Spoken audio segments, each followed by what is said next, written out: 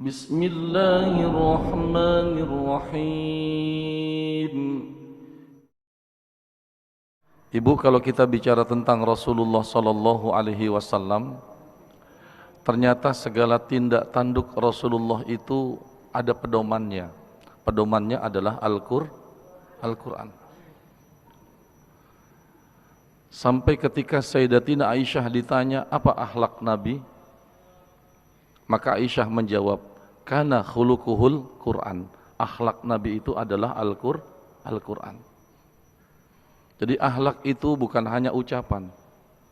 Akhlak itu bukan hanya perbuatan. Tapi ketika seseorang itu diam, diamnya juga berakhlak. Baik, kita kaji. Ada 3 surah yang berkaitan dengan dakwah Nabi. Baik dakwahnya secara sembunyi-sembunyi maupun dakwahnya secara terang-terangan.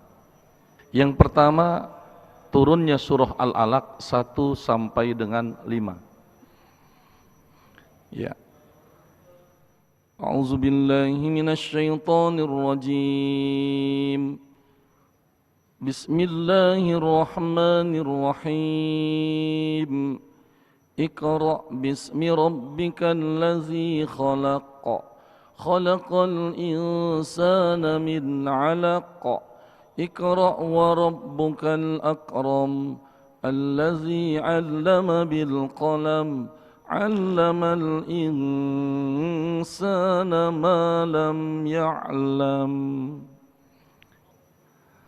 Ibu, ternyata Bapak, turunnya surah Al-Alaq itu baru menandakan beliau diangkat menjadi seorang Rasul. Ya. Jadi belum memerintahkan dakwah.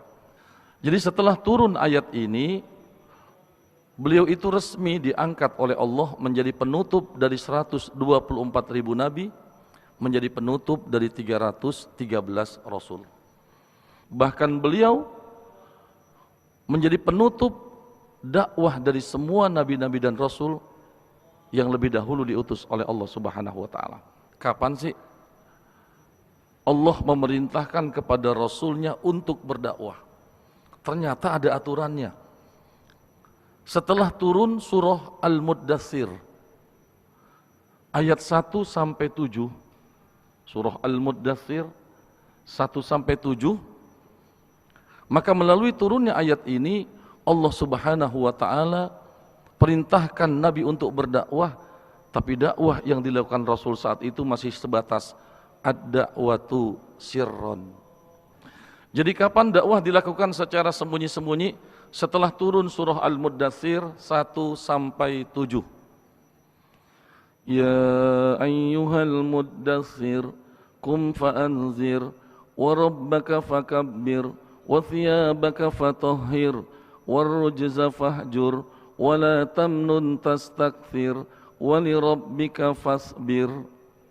Nah, ayat inilah yang menurut para ulama ayat yang menjadi pegangan bagi Rasul berdakwah secara sembunyi-sembunyi. Jadi awal dakwah itu sembunyi-sembunyi. Di satu tempat yang namanya Darul Arqam. Darul Arqam itu diceritakan bertingkat. Bagian bawah digunakan untuk mengkader, berdakwah. Bagian atas digunakan untuk mata-mata.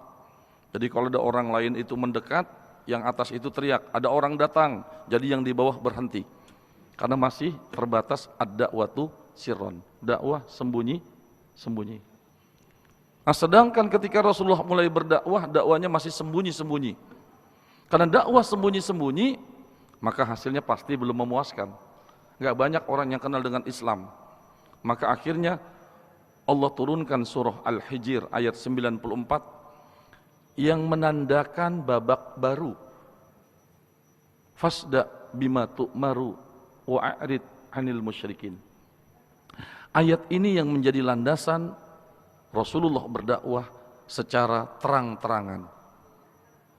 Mulai keluar dekat dengan Ka'bah, ngumpulkan banyak orang, dan ketika dakwah dilakukan mulai terang-terangan, maka akan ada konsekuensinya.